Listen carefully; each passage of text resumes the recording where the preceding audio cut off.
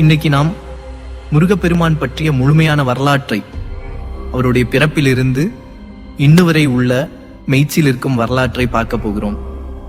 முருகப்பெருமான் என்பவர் சிவபெருமான் மற்றும் பார்வதி தேவியின் சக்தியில் உருவானவர்.